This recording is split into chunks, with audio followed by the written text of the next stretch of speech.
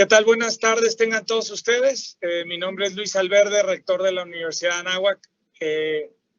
Ya estamos en contacto con Santiago Nieto. La verdad está en una junta ahorita y nos pidió un momentito más.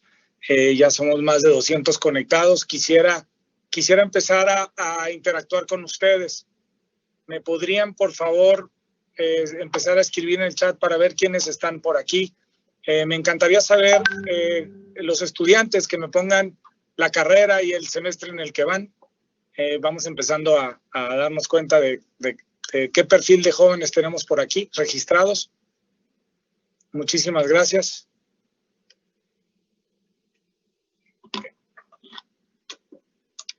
Ahora, para los que no son estudiantes, les preguntaría, pónganme dónde están. Escríbanme en qué ciudad se encuentran y es más, en los que no son estudiantes, en qué ciudad se encuentran y cuál es su profesión. Gracias.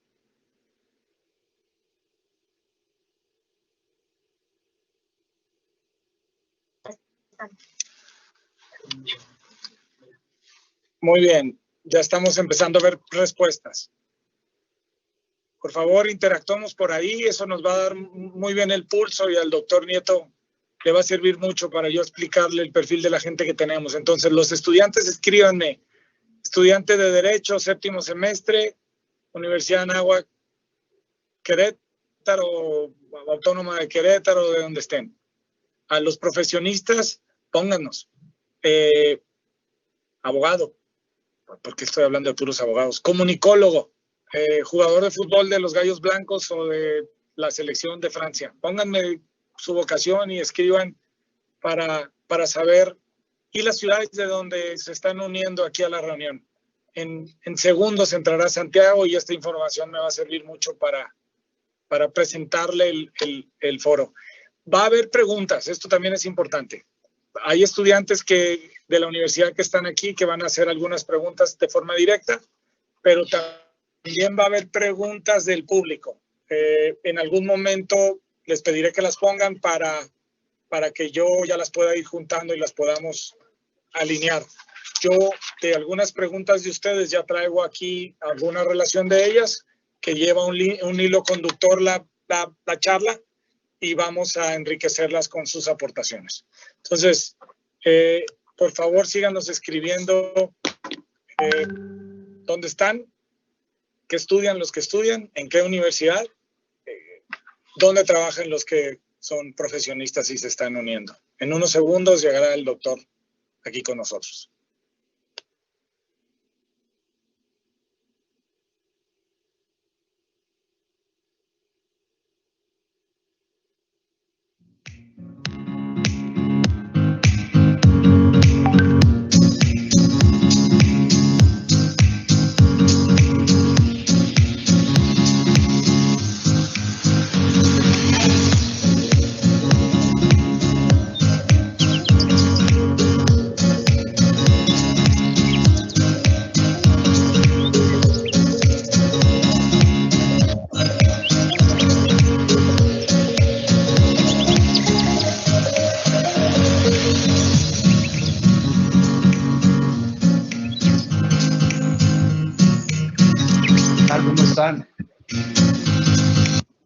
Santiago, te estamos viendo. Bienvenido. ¿Se escucha? Santiago, quería presentarte rápidamente. Ya estuvimos interactuando con los jóvenes. Bueno, no son necesariamente jóvenes, hay de todo un poco. Hay estudiantes, hay profesionistas y están unidos de toda la República. Quiero iniciar rápidamente. Tú conoces el campus, pero quiero iniciar rápidamente mostrándote unas imágenes del campus y ya con eso ya nos arrancamos. Como ya sabes, yo te iré haciendo unas preguntas, el público también nos hará preguntas y tú serás el gran protagonista de esta tarde. Entonces, quiero arrancar con un video rápidamente para presentarte la universidad. Y aquí estamos. Gracias, Santiago, por permitirme estar aquí. Estaba pidiendo que me hicieran chiquito y no me hicieron chiquito. Bueno, imágenes de cuando nuestro campus estaba abierto. Este COVID nos tiene muy nerviosos. Más de 30 programas de licenciatura, ciencias de la salud, ingenierías, arquitecturas, comunicación, de todo tenemos. Somos un pulmón cultural importante en Querétaro. El 89% de nuestros programas ya están acreditados a nivel nacional o internacional y tenemos programas de posgrado, de extensión, doctorados. Deportivamente hablando, tenemos una infraestructura de primera. Nuestros equipos representativos nos tienen en el lugar 8 a nivel nacional y académicamente estamos también en el top 10 según Ceneval. Nuestro campus es de 20 hectáreas, en donde ya hemos desarrollado más de 35,000 metros y estamos haciendo más obra en 2 proyectos que juntan como 12,000 metros más. Tenemos alumnos en todo el mundo que se van de intercambio con 110 universidades de otras universidades del mundo y es una gran experiencia para ellos. Culturalmente es una universidad muy rica. Tenemos 8 diferentes compañías, teatro musical, ahí viste algo de flamenco, y esto es bien bonito. Socialmente nuestros alumnos tienen que regresar porque son privilegiados y tienen que ir con gente mexicana que tiene otras condiciones y regresar. Tenemos grandes laboratorios, seguiremos invirtiendo en ellos para que técnicamente nuestros profesores, nuestros alumnos estén muy bien capacitados. Pues ese fue un recorrido rápido, Santiago. Ya es todo lo que yo voy a decir. Aquí tú ya empiezas a platicarnos de vuelta. Te comparto que tuvimos cerca de 600 registros y ahorita ya hay 670 dentro de la charla. Qué bonita la tecnología que nos permite. Santiago, micrófonos para ti. Muy buenas tardes. No, muchas gracias. Muchas gracias por la invitación. ¿Sí te escuchas? Yo te escucho perfecto. Sí, muchas gracias a la Universidad de Anáhuac. Sí, me ha tocado ser docente tanto en el campus de Querétaro como en el campus de Oaxaca, inclusive en la propia Ciudad de México.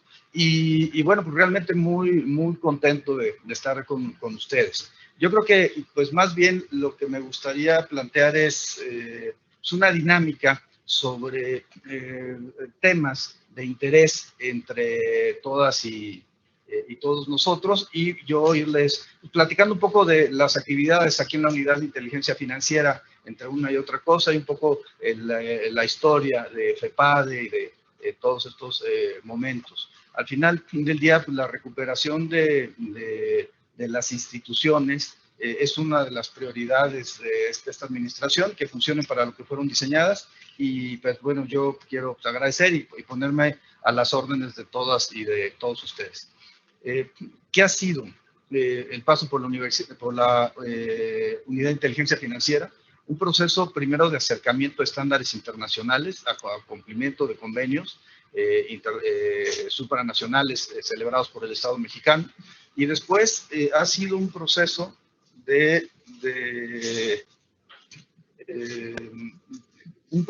en el cual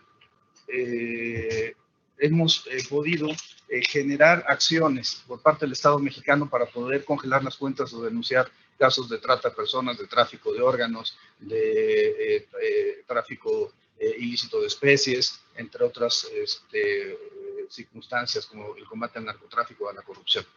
Yo creo que firmemente en esta idea del presidente López Obrador de que hay que combatir la corrupción y la impunidad, y en ese sentido, pues, la Unidad de Inteligencia Financiera juega un rol importante que en el presupuesto de egresos de la Federación para este año se contempla ya a la UIF dentro del marco de actuación del Sistema Nacional Anticorrupción. Pero pues más bien yo estaría a tus órdenes y bueno, pues para que pudiéramos empezar una entrevista como tal. Viste un panorama muy completo. Te propongo arrancar pidiéndote que nos hables de ti. ¿Dónde naciste? ¿Qué estudiaste?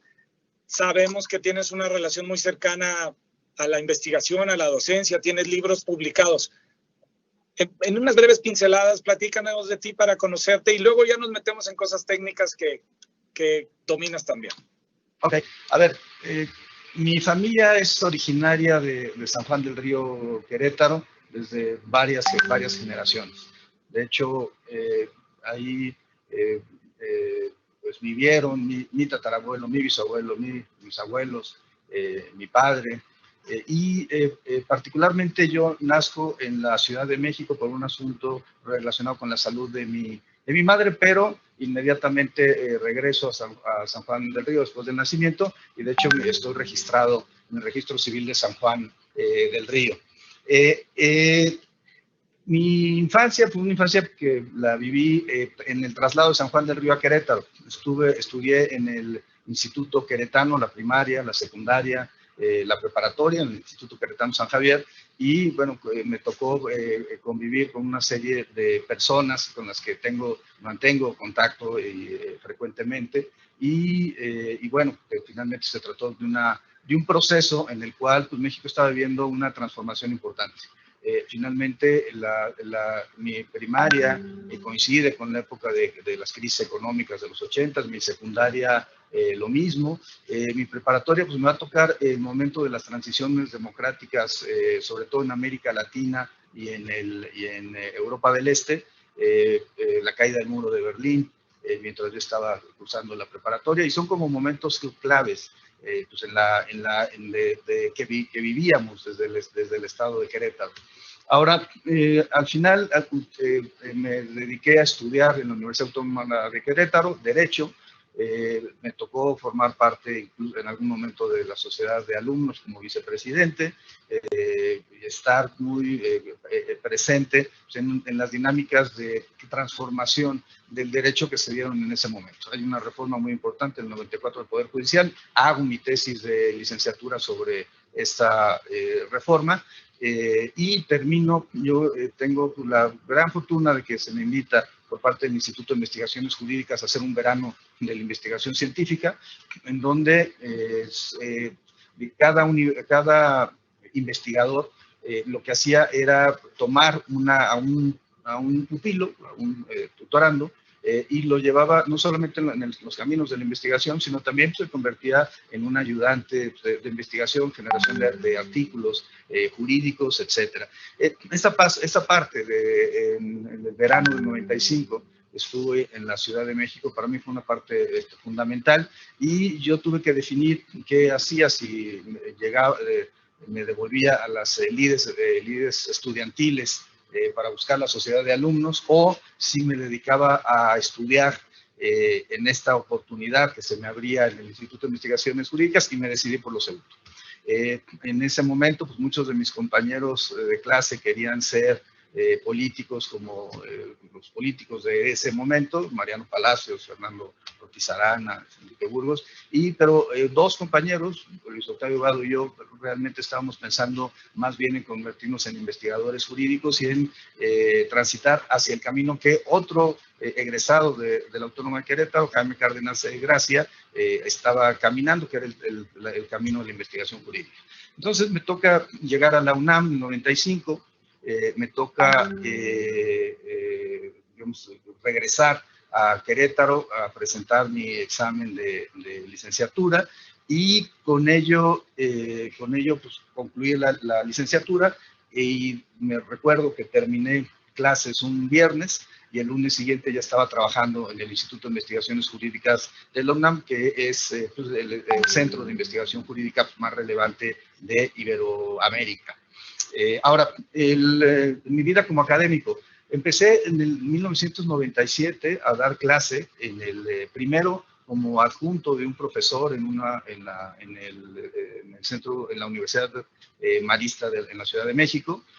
Posteriormente, en 1998, empecé a dar clase en la Universidad Autónoma de Querétaro.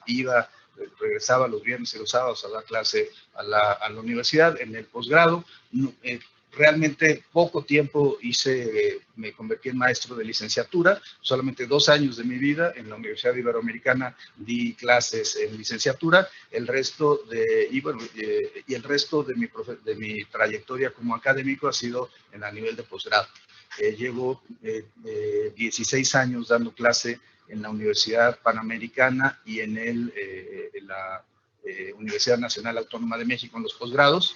En el primer caso sobre Derecho Procesal Constitucional, electoral, y en el segundo caso sobre metodología jurídica, teoría jurídica contemporánea, que en ocasiones he dado otro tipo de cursos como sociología jurídica, como filosofía jurídica, filosofía del derecho, etcétera.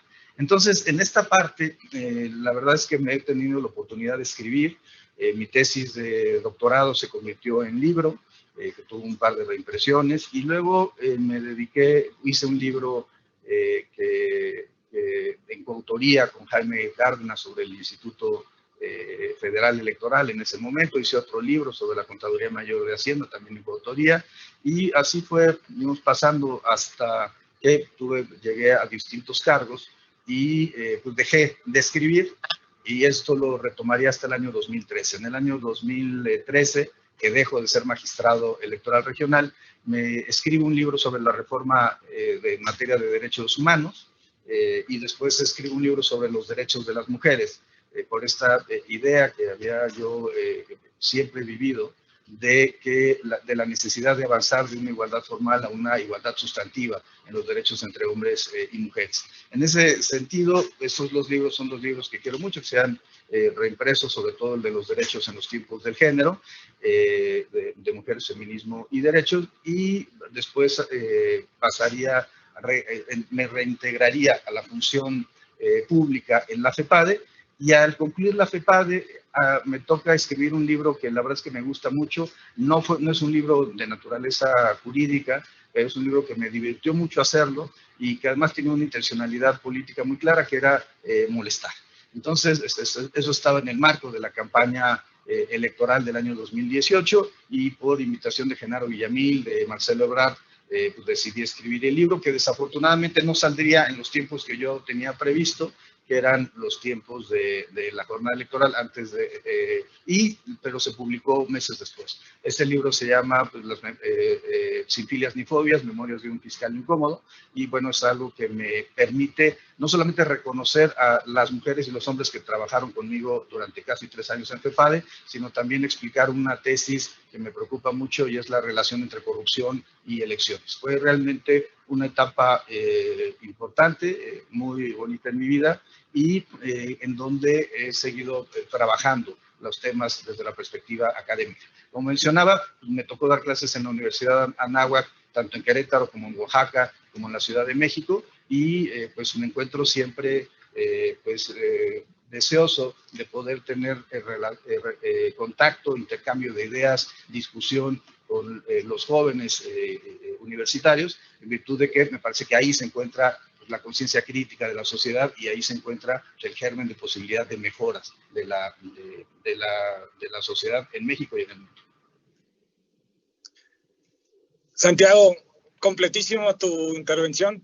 Pediste pinceladas y te echaste ya un lienzo completo. Muy bien. Pero es tu historia, es tu vida. Y qué interesante que tuviste una disyuntiva sobre un académico de investigación, y la verdad no estás muy relajado ahorita investigando o relajadamente. Hay un acelere alrededor de tu entorno, y quiero que ya empecemos a entrar al tema. Suavecito vamos a entrar. Va. Déjame te pregunto rápidamente sobre tu opinión sobre trata de personas y tráfico de órganos, antes de irnos a temas un poco más rudos. Bueno, también son rudos los temas, ¿no? No, muy rudos. A ver, yo creo que son las dos de las conductas más lesivas para la especie humana, que más dañan la dignidad de las personas, y son uno de los graves problemas de las sociedades contemporáneas. Más o menos se calcula a nivel global que las ganancias por trata de personas llegan a los 150 mil millones de dólares. Ellos dirían 150 billones de dólares. De eso, calculemos que el 12% o el 10% se encuentra en América Latina, y que en América Latina se lava una gran cantidad del dinero proveniente de conductas delictivas. Después del narcotráfico, la segunda actividad más lucrativa para los grupos delincuenciales es precisamente la trata de personas. Y aquí lo que nos ha tocado ver desde la UIF es ciertas tipologías, ciertas modalidades que realmente resultan desgarradoras. Me platico dos de ellas. Una que tiene que ver con jovencitas colombianas, venezolanas, brasileñas, que son engañadas vía internet para venir a trabajar a México como modelos o como artistas, y resulta que al llegar les quitan los pasaportes, las encierran en departamentos y las obligan a prostituirse. Este esquema, la UIF lo tiene que revisar no solamente por el tema de trata, sino por la relación con el sistema financiero. Es decir, cómo el dinero proveniente de la trata de personas llega al sistema financiero a partir de la adquisición de vehículos, de activos virtuales, de inmuebles, o simple y sencillamente se da a partir de la recepción de recursos. Y esto era muy interesante porque esto es un caso de una página de internet que se llamaba Zonadivas. Pues se pudo localizar con la información de la UIF al principal tratante y fue detenido en Quintana Roo en un operativo conjunto entre la Procuraduría General de Justicia de la Ciudad de México, que tenía las órdenes de aprehensión, la Policía Federal, que tenía la competencia para detenerlo en Quintana Roo, y la información de la Unidad de Inteligencia Financiera. Pero aquí el tema del lavado de dinero, en este caso en particular, era que los clientes le daban el dinero a las víctimas en efectivo y ellas a su vez se lo daban al tratante. Por otro lado, teníamos acciones en las cuales se hacían transferencias por distintos conceptos a empresas fachada, y las empresas fachada pagaban sueldos y salarios al tratante o a las personas encargadas de vigilancia que pertenecían al grupo delincuencial de la Unión Tepito. Entonces, realmente es un caso de éxito, pero es un caso que nos genera una profunda reflexión respecto a las violaciones a la dignidad de las personas que ocurrieron en ese caso en particular. Tenemos otro también terrible, con otra tipología distinta, donde sobre todo niñas de escasos recursos mexicanas de Chiapas, de Guerrero, de Oaxaca, de Puebla, de Tlaxcala, son llevadas a las grandes ciudades de la República o a ciudades en Estados Unidos y se les obliga a prostituirse.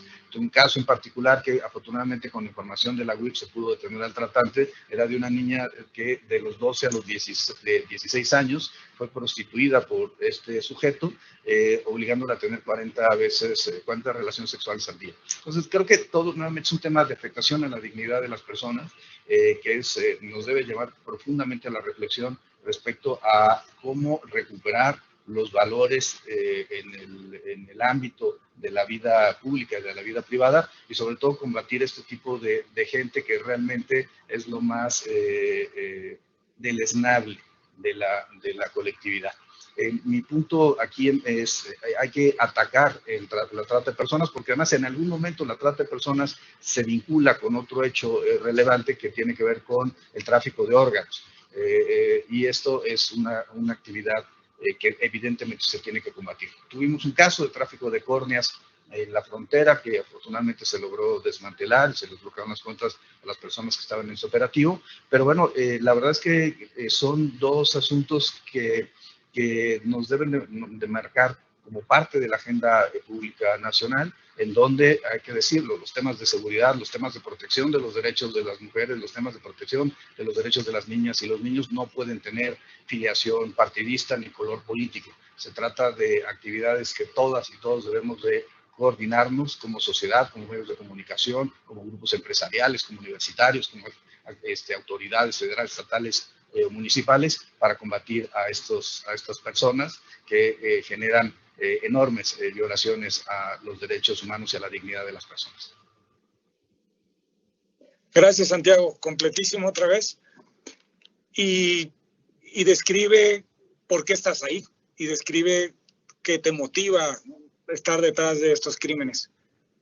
Vámonos al lavado de dinero ahora.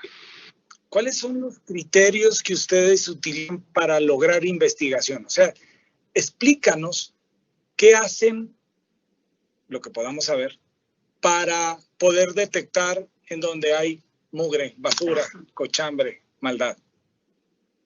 Sí, a ver, nosotros tenemos un modelo de recepción de información. La UIF trabaja a partir de un site de cómputo que recibe un mecanismo para recibir información que viene básicamente de 3 bloques. El sistema financiero, que nos reporta cualquier reporte de operación relevante, así se le llama, cualquier operación de más de $7,500. Los reportes de operaciones inusuales, que son aquellos en donde se rompen los perfiles transaccionales de los clientes usuarios de la banca. Piensen ustedes que una persona de 100 años de repente recibe 20 millones o 30 millones de pesos en sus cuentas, eso nos llama poderosamente la atención. O simple y sencillamente alguien que siempre tenía 50,000 pesos en su estado de cuenta, durante un mes, de repente recibe 2 millones o 10 millones o 20 millones. Entonces, cuando se rompen estos perfiles transaccionales, cuando llegan recursos que provienen de Libia o de Pakistán, de alguna jurisdicción de riesgo, entonces el sistema financiero nos hace el reporte, nos avisa. Por otro lado, el sistema no financiero, lo que se conoce como APNFDs, en México se les llama actividades vulnerables, lo que hacen es avisarnos cuando hay operaciones que superan determinados montos. Y aquí están las tarjetas de crédito y están los notarios, los corredores públicos, los vendedores de autos, de joyas, de arte, que envían información. En el año 2019 tuvimos 9.8 millones de reportes de operaciones relevantes, tuvimos 590,000 reportes de operaciones inusuales, tuvimos 5.2 millones de avisos del sistema no financiero, y a eso habría que sumarle un tercer bloque que son lo que vía convenios hemos estado recuperando, básicamente las entidades federativas, pero también la Secretaría de la Función Pública y de otros. ¿Dónde está el tema? Que ante tal cantidad de información, la base de datos de la UIF son más de 5,000 millones de datos, nosotros es imposible de forma humana, manual, hacer una revisión de todos los avisos que emite el sistema. Y entonces lo que se hace es un modelo matemático que trabajan evidentemente actuarios, una matemática, un actuario y un grupo de personas con ese perfil para poder generar un algoritmo que permita extraer la información y permita ponerle una calificación a cada conducta. Si el tema tiene que ver con robo de hidrocarburos, o tiene que ver con corrupción política, o tiene que ver con tráfico de drogas, el sistema va detectando determinados parámetros. ¿Qué sucede cuando hay temas de flujo de recursos en efectivo, en dólares o en pesos en Tenancingo, Tlaxcala? Bueno, ahí hay un tema que puede ser de trata de personas. ¿Qué pasa cuando en Tapachula, Chiapas, empezamos a recibir reportes de dinero que viene del África subsahariana o de Libia, o que vienen de Honduras y El Salvador para apoyar a las caravanas de migrantes? Todo esto lo va detectando el sistema, le va poniendo una calificación, y con esa calificación, modelo de riesgo lo llamamos, empezamos a generar los casos que son después traducidos al lenguaje jurídico, y en esa traducción al lenguaje jurídico se bloquean las cuentas, se denuncian a las personas, se le da vista por responsabilidad fiscal o administrativa ante las distintas instancias del Estado mexicano, como SAT, como la Procuraduría Fiscal, o en su caso la Secretaría de la Función Pública, y bueno, también se trabaja con las fiscalías locales para poder generar más y mejores casos. Yo soy un convencido de que a veces estas denuncias son un buen mecanismo para combatir la corrupción y hacen que gente muy poderosa de repente caiga. Romero Champs cayó en parte por las denuncias que presentó la UIF, en parte cayó Medina Mora también por las denuncias de la UIF, pero la parte más importante es que necesitamos avanzar en que haya un combate no solamente a la corrupción, sino a la impunidad. Y ese combate a la impunidad se va a dar sí y solo sí podemos llevar a los responsables ante los tribunales. Y esa es una labor que desarrolla el sistema de procuración de justicia, básicamente las fiscalías, pero donde la UIF participa como víctima, como en los casos de lavado de dinero, y que pues, nos ha planteado la necesidad de generar mayores acercamientos con fiscalías y con otro tipo de instancias del Estado mexicano para evitar para poder cambiar la historia del país en los temas de impunidad. Creo que ese es el punto más importante. Cuando el último Procurador General de la República, el doctor Cervantes, o cuando el actual Fiscal General de la República presentan los datos estadísticos, vemos con tristeza que los datos no se han movido mucho. Y hablamos de que el 98% de los casos denunciados no terminan en sentencia condenatoria. Hoy el sistema permite ciertas flexibilidades, permite una suspensión condicional del proceso, permite un procedimiento abreviado, permite un criterio de oportunidad, pero creo que la parte más importante es que todas las instancias del Estado mexicano colaboremos en un mecanismo que permita garantizar seguridad, sobre todo como un derecho humano fundamental, y para el caso en particular de interés de la UIF, vivir en un medio ambiente libre de corrupción. Santiago, ibas describiendo, tu narrativa me metió varias preguntas en el camino que están fuera del guión. Te hago preguntas rápidas. Voy a juntar dos en esta pequeña intervención. Oye, conoces muy bien el país y sabes claramente cuáles son los comportamientos y en qué malas industrias se meten. El país está prendiendo a esa gente, los estamos pudiendo meter a la cárcel, estamos pudiendo correr del país a gente que viene a ser mal. Y lo otro, la gente de a pie, ¿cómo puede ayudar a la UIF o cómo puede ayudar a México para atacar todo esto que la verdad nos tiene donde nos tiene? Yo creo que se han hecho avances importantes. Primero, yo te diría que el tema de combatir a sicarios o combatir a narcomenudistas, combatir a tratantes, debe ser visto en una estrategia global. Es decir, no solamente se trata de atacar a los grupos criminales, sino de detener sus estructuras financieras. Por ponerte un ejemplo, en el último acuerdo de bloqueo que hicimos sobre el cártel Jalisco Nueva Generación, llegamos a bloquearles 1,000 millones de pesos según los reportes de los bancos. También en el caso del cártel de Sinaloa, pudimos bloquear a 330 personas relacionadas con el cártel, cosas, por ejemplo, que Ovidio Guzmán no se encontraba bloqueado en el sistema financiero. Y bueno, también hemos tenido el caso muy importante para Querétaro y para Guanajuato, el caso del cártel Santa Rosa de Lima, que es un cártel que empezó en el ámbito del robo de hidrocarburos y terminó en secuestro y extorsión, y es uno de esos espacios en donde se ha generado un mayor incremento de la violencia. Guanajuato tiene hoy el 15%, el 20% de los homicidios a nivel nacional y está relacionado con este enfrentamiento entre los cárteles Jalisco y cártel Santa Rosa. Entonces yo creo que se ha avanzado de forma importante.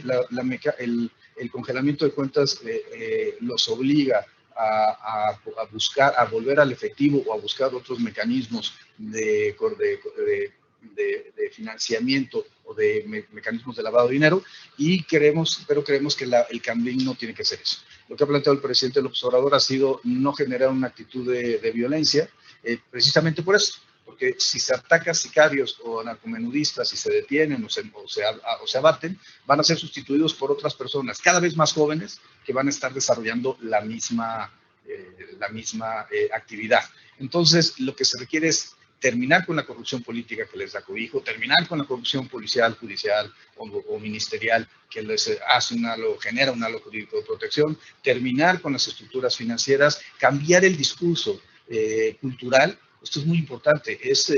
Somos uno de los países del mundo que más genera series en torno al narcotráfico, pero en donde se magnifica la posición del narcotraficante en lugar de magnificarse la posición de las personas que los están combatiendo. Entonces, yo creo que esta parte es una parte de absoluta reflexión en términos de qué queremos o cómo queremos enfrentar la problemática de la violencia en el país. Yo creo que una política criminal de Estado tiene que englobar muchas funciones, siendo la procuración de justicia una, la impartición de justicia otra, y por supuesto el combate vía la inteligencia, particularmente la financiera, para poder detectar los flujos ilícitos y congelarlos para que no sigan causando daño a las familias mexicanas. Bien. Santiago, primera sorpresa del día. En la universidad hay programas de liderazgo y el programa de liderazgo Sinergia reúne a chavos con un perfil y con un interés político adecuado y los reunimos y los acompañamos. Aquí tenemos al primero de tres que te va a hacer una pregunta directa. Él es Fernando Calderón, es de RI, y le pediría que te haga la pregunta porque es justo de lo que estabas hablando. La verdad iba a hablar después, pero ya que le entraste al tema de Guanajuato, Querétaro, mira lo que te va a preguntar. Doctor, muchas gracias. Quiero preguntarle, en los últimos meses el aumento en violencia, sobre todo en los estados, por ejemplo, Guanajuato, que son vecinos a Querétaro, han afectado a la población. ¿De qué manera la Unidad de Inteligencia Financiera está actuando y qué papel juega en el combate al narcotráfico? El caso particular de Santa Rosa de Lima y el cártel Jalisco Nueva Generación son los cárteles que se mueven en Guanajuato y gracias por la pregunta, Fernando. Se mueven en Guanajuato y en algunos espacios del estado de Querétaro. La Unidad de Inteligencia Financiera lo que hace es detectar de forma conjunta con otras áreas del Estado mexicano las personas que están integrando este tipo de grupos criminales. Y lo hacemos por dos vías. Uno, ya sea que la Sedena, la Secretaría de Marina, las fiscalías, en este caso las fiscalías locales, la Fiscalía General de la República, el Centro Nacional de Inteligencia, nos proporcionen información de nombres de personas que ellos han detectado como integrantes de los cárteles.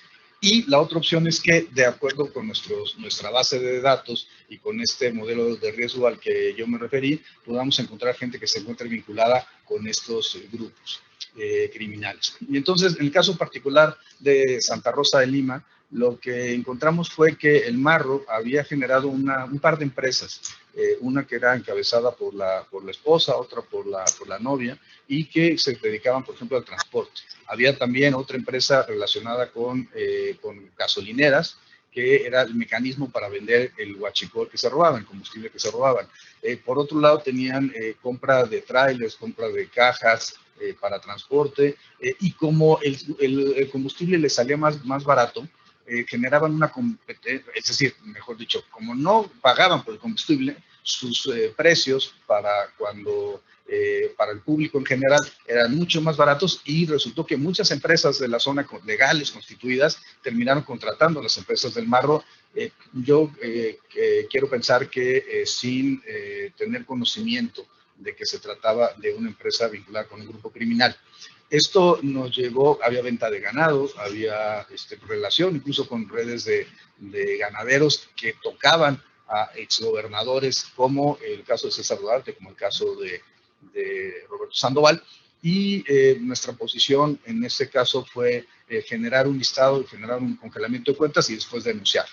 Pudimos detectar los mecanismos de lavado de dinero a partir de las gasolineras, a partir de una desarrolladora inmobiliaria, a partir de las empresas de transporte, y generar un bloqueo de cuentas, primero de unos 35 millones de pesos, y después esto se amplió hasta llegar a 99 personas, incluyendo la estructura jurídica que defendió al MAR. Digamos, la mecánica es esa, es una mecánica de interacción, de inteligencia, y en algún momento asestar un golpe. Por ejemplo, cuando fue el ataque a mi amigo Omar García Harfuch por parte del cártel Jalisco Nueva Generación, lo que hicimos fue localizar los nombres de las personas implicadas y congelar las cuentas de los familiares cercanos y de ellos mismos, para efecto de evitar que utilizaran el sistema financiero como mecanismo de pago por el cobarde atentado que se perpetró en contra de García Harfuch.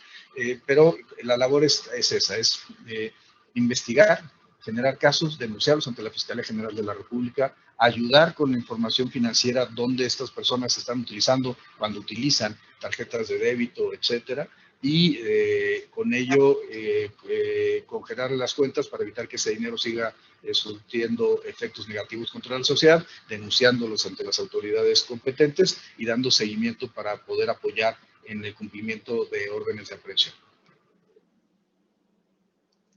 Gracias, Santiago. Hablamos de ciertos negocios turbios, pero aquí nos están escuchando muchísimos empresarios. Por cierto, hay más de 400 conectados en este momento. Y también hay hijos de empresarios. Se puede sentir que hay como una persecución. ¿Cuál sería tu mensaje para ellos? ¿Cómo deben de tomar la situación actual y qué es lo que ellos deben de estar haciendo para estar tranquilos? Yo creo que es una pregunta realmente importante, y creo que déjame hacer un paso atrás. Se reformó la legislación para señalar que la facturación, las operaciones con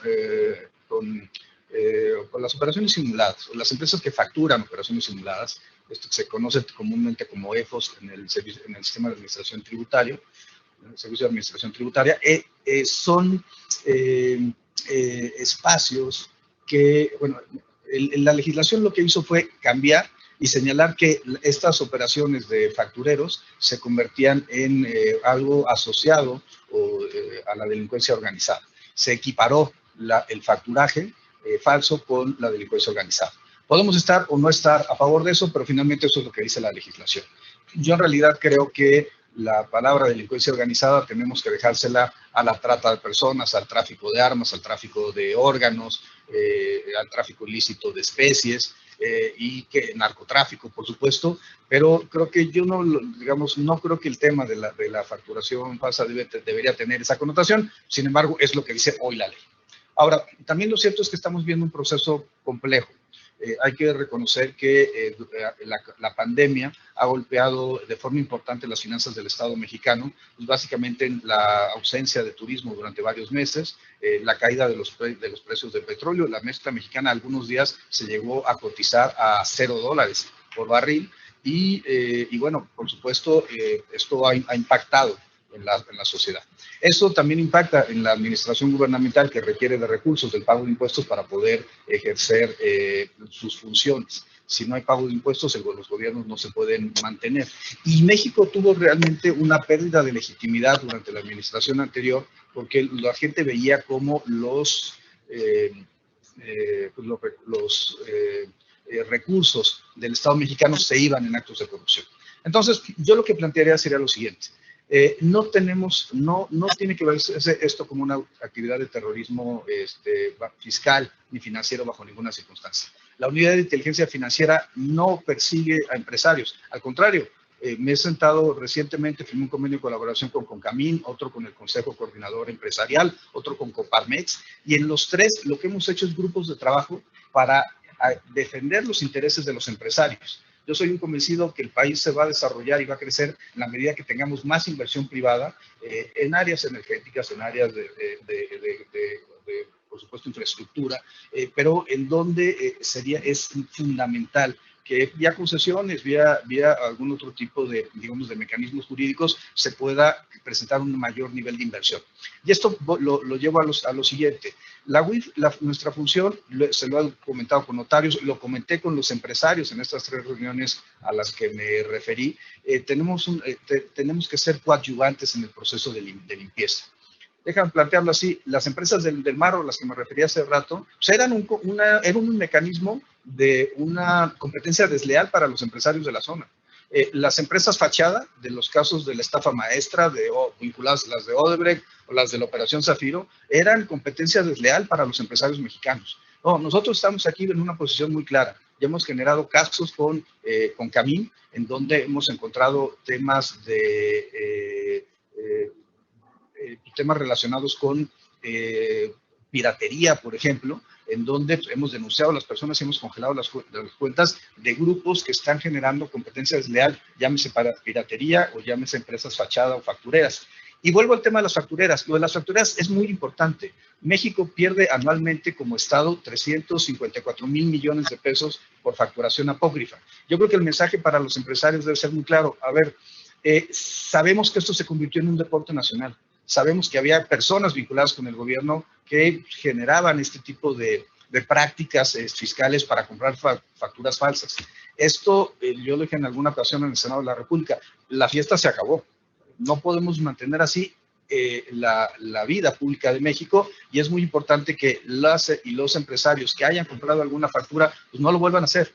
Y es muy importante que eso, por supuesto, se combata y permita que se recuperen los impuestos de empresas de este tipo. Hay un equipo de fútbol que hemos denunciado recientemente que tenía más de 300 millones de pesos en empresas fachada. Perdóname, pues el hecho de haber comprado esas facturas, pues lo que obliga es que se cobren los impuestos correspondientes. Y eso evidentemente no es terrorismo fiscal. Pero cierro la idea de los empresarios, los notarios, los corredores. Nosotros lo que necesitamos es su información. La ley de prevención nos señala de forma clara que los casinos, los vendedores de autos, las tiendas departamentales, nos tienen que dar información. Lo que necesitamos es esa información para combatir a los grupos criminales, no bajo ninguna circunstancia perseguir al empresariado mexicano, que además pues, tiene todo mi respeto y que con el que hemos estado trabajando pues, desde Concamín, desde Coparmex y desde el Consejo Coordinador Empresarial de forma muy cercana en las últimas semanas. Gracias, Santiago. Al principio de esta buena charla hablabas de tus libros y de tu investigación en temas electorales. Aquí Alejandra, alumna de Derecho, también miembro del programa Sinergia, tiene una pregunta para ti. Venga. Buenas tardes, doctor. Antes que nada, agradecerle la oportunidad. Y mi pregunta es, ¿cuál será la función de la Unidad de Inteligencia Financiera y cómo evitará la posible filtración de recursos provenientes del crimen organizado en las próximas elecciones del 2021? Gracias. Gracias por la pregunta, Alejandra. Realmente es muy pertinente y muy importante. Y perdón por regresar a la tesis del libro de Sin filas ni fobias. Lo que yo dije es que por mi experiencia, mi tránsito por FEPADE, el mío y el de mi equipo, por cierto, conformado por muchas personas, hombres y mujeres de origen queretano, de San Juan del Río, de Querétaro, de Tequisquiapan, de Amealco. Lo que encontramos fueron 3 variables. Primera variable, grupos empresariales que, a pesar de que la ley prohíbe que den aportaciones a los partidos y a los candidatos, lo hacen para poder tener contratos futuros. Segundo, peculado electoral, es decir, el desvío de fondos, bienes o servicios para fines electorales. Y tercero, la presencia del narcotráfico en campañas electorales, que me tocó verlo de cerca en las elecciones de Nayarit en 2017 y de Coahuila en 2017. En ambos casos, en investigaciones que desarrolló en ese entonces la FEPADE y mi equipo cuando estaba por allá. Ahora, en el caso de la Unidad de Inteligencia Financiera, la LEGIPE, la Ley de Partidos Políticos, nos obliga a tener un intercambio de información con el Instituto Nacional Electoral. De hecho, recibimos constantemente solicitudes de información del INE que se transmiten para que puedan revisar empresas, por ejemplo, que son contratadas por partidos políticos y candidatos, para que no sean EFOS o no sean EDOS. Hemos también enviado información de las organizaciones de ciudadanos que se quieren constituir en partidos políticos a partir de requerimientos del Instituto Nacional Electoral para revisar cómo se encuentran sus finanzas y evitar que haya operaciones con recursos de procedencia ilícita al interior de los partidos políticos. Y digamos que eso lo estaremos trabajando para las elecciones de 2021 y hay una interacción constante con el Instituto Nacional Electoral, con la OIFEDE, antes FEPADE, y inclusive con algunos institutos electorales a nivel local que nos hacen ese tipo de requerimientos. Ahora, también lo cierto es que parte del debate último del INE está fundamentado en esto. La consejera Carla Humphrey, que fue designada recientemente por la Cámara de Diputados, planteó como su plan de estrategia de trabajo fortalecer la fiscalización y evitar precisamente las operaciones con recursos de procedencia ilícita y el financiamiento ilícito a las campañas electorales. Esto fue retomado por otro de los consejeros designados, Eukib, y creo que forma parte pues, de las discusiones modernas del derecho electoral.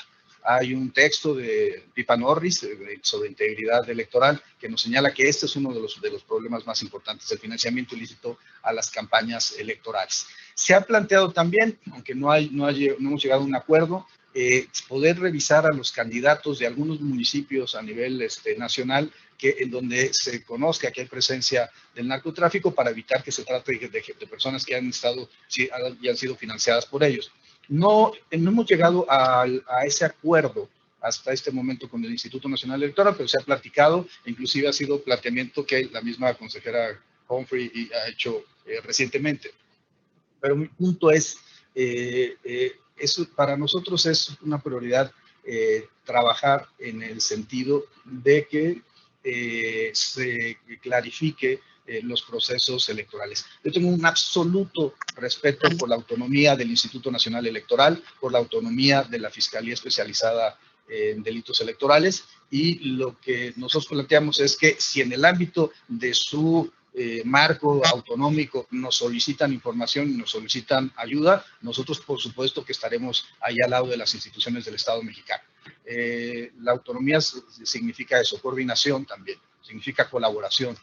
Y sobre todo para México es muy importante que, sobre todo en las campañas a nivel local, no tengamos flujo de recursos ilícitos. Y bueno, evidentemente también las campañas federales, como las que tendremos el próximo año, que se renovará la Cámara de Diputados del Congreso de la Unión. Santiago, gracias de nuevo. Una pregunta y una dinámica. Falta una pregunta de un estudiante. Hay preguntas muy buenas que las están haciendo en el chat. Les pediría a los que están haciendo las preguntas que lean las de los demás y nos den likes. Se puede poner el dedito para arriba y la que tenga más rating de los que están ahí, después de la mía, y de la intervención aquí de Rodrigo, la vamos a leer y con eso vamos a ir cerrando. ¿Sale? Doctor, suena que hay muchísimo trabajo. ¿Cuándo te vas a sentir satisfecho? Tal vez ya. Que el trabajo se está cumpliendo y que tú ya no tienes nada que aportar en la UIF. Es una gran pregunta. Yo creo que el trabajo tiene que generarse a partir de un proceso gradual y progresivo de mejoras. ¿Cuándo estaré contento con el trabajo en la UIF? Uno, cuando México logre su recalificación ante el Grupo de Acción Financiera Internacional con el informe que debemos presentar en el mes de diciembre. El GAFI nos establece 40 recomendaciones, tenemos 16 en las que debemos mejorar y que me preocupa mucho, sobre todo la recomendación 23, que la tenemos como no cumplida, la 15 sobre activos virtuales, la 8 sobre organizaciones sin fines de lucro relacionadas con el financiamiento al terrorismo, y la 38 que la podamos mejorar porque fue afectada de manera severa a partir de la jurisprudencia del señor Medina Mora. Entonces, primero, rendir el informe ante GAFI y que tengamos un reconocimiento. Esto implica, por supuesto, impulsar y que se pueda concretar la reforma en materia de la ley de prevención y de la ley de instituciones de crédito que hemos estado promoviendo en el Senado de la República, que fue presentada por las fracciones parlamentarias de Morena, pero que también el PAN ha hecho y ha presentado iniciativas que ayudan a fortalecer esa misma posición. Dos, cuando podamos tener una definición respecto a qué tipo de unidad queremos para el futuro. Yo creo que la unidad administrativa ya ha dado de sí.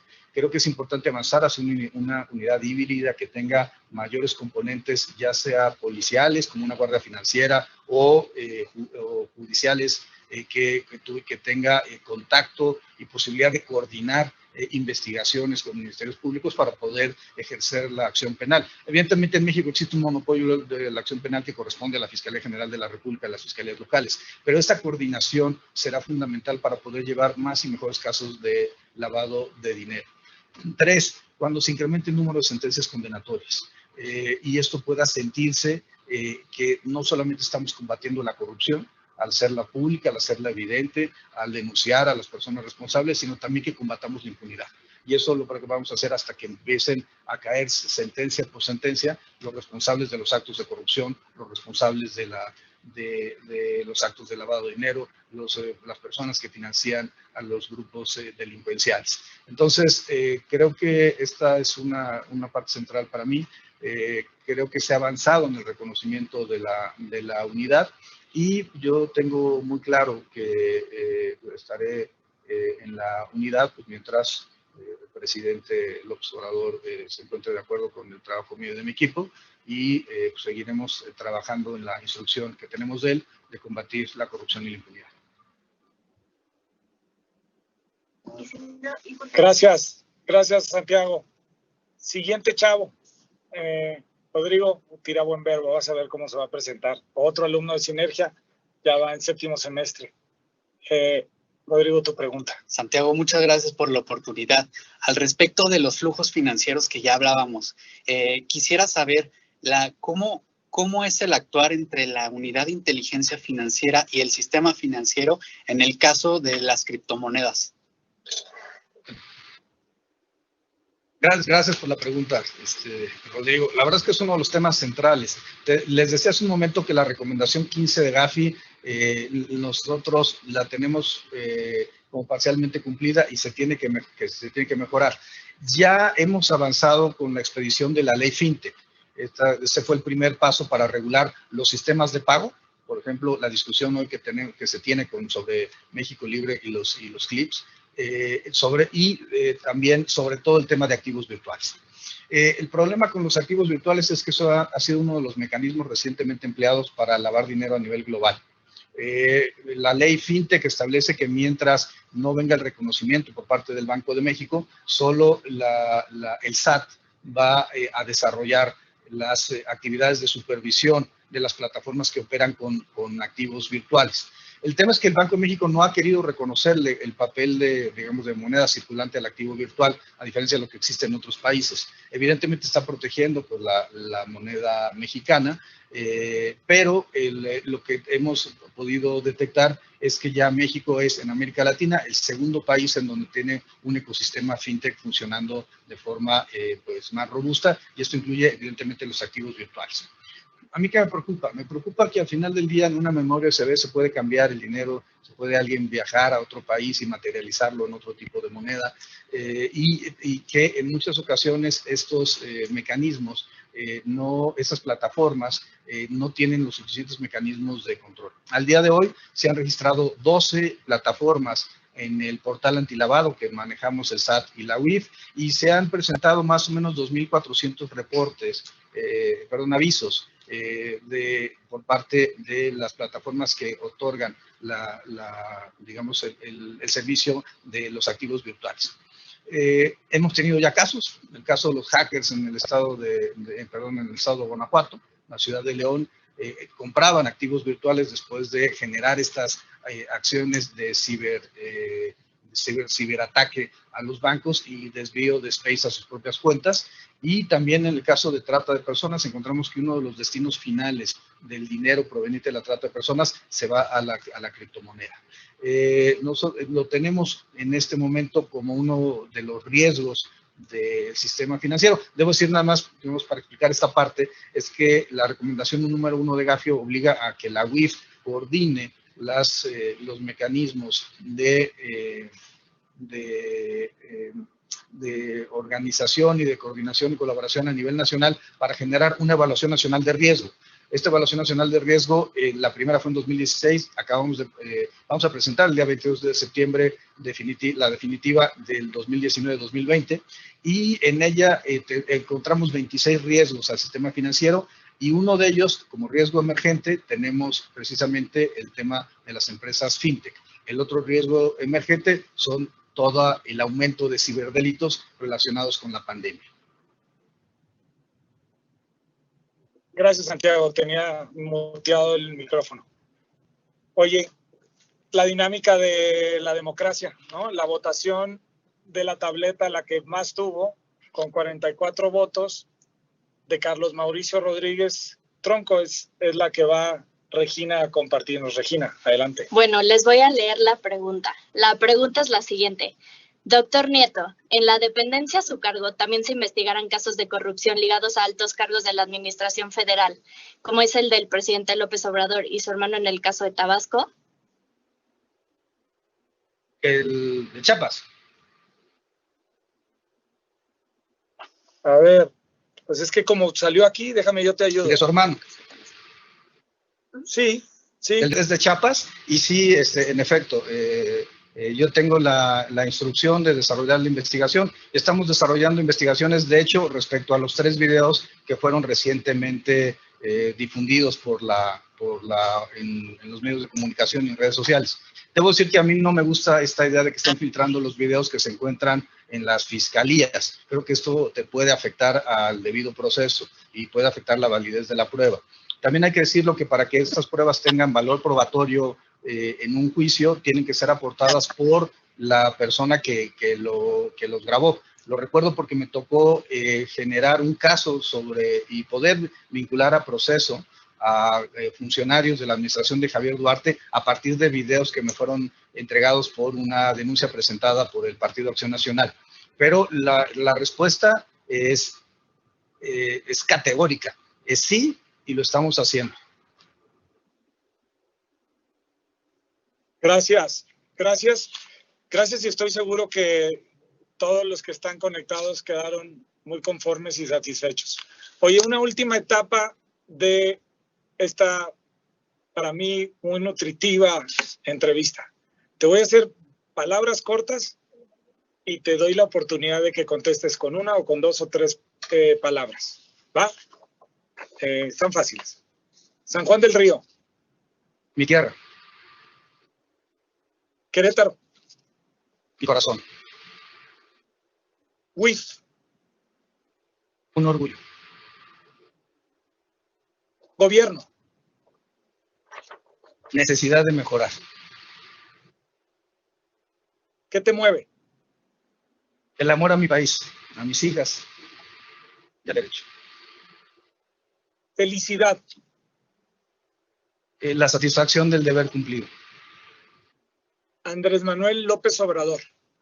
Presidente de México, un estadista, un hombre honesto, íntegro y austero. ¿Cómo quieres que te recuerden? Como alguien que hizo cumplir la ley. Muy bien. Muy bien, sacaste 10, hermano. Muy bien. Santiago, ¿algún comentario final? No, muchas gracias. Un honor estar en esta plataforma, estar platicando con todas y con todos ustedes. Y bueno, la forma de colaborar conmigo es, si tienen conocimiento para los empresarios, si tienen conocimiento de empresas fachada, denúncienlo. ¿Cómo? Si tienen, ante el correo de la Unidad de Inteligencia Financiera. Pueden incluso ante mi correo personal pueden mandar una denuncia y nos permitiría a nosotros poder tener conocimiento de casos que pues nos permitan cumplir con nuestras responsabilidades. Y la otra opción, en el caso de los empresarios, pues, espiar las cámaras empresariales. Creo que los convenios de colaboración fueron creados para eso, para poder recibir información respecto a lo que a las y los empresarios del país les preocupa. Me preocupa mucho el robo de transporte, ¿no? Me preocupa mucho la piratería, como me preocupa la defraudación fiscal y las facturas falsas. Entonces yo creo que entre todos debemos construir un mejor modelo de Estado de Derecho. Gracias, Santiago. Oye, el correo electrónico para que lo podamos poner en pantalla y en el chat al final para que la gente lo pueda anotar. ¿Nos lo dictas? Le paso el mío, Santiago-Nieto. Hay 400 conectados, ¿no importa? No importa, @hacienda.gov.mx. Repítelo otra vez. Santiago-Nieto @hacienda.gov.mx. Con ese correo y con esa apertura y con esa intención de Santiago de querer ayudar al país en su gran lucha, nos despedimos.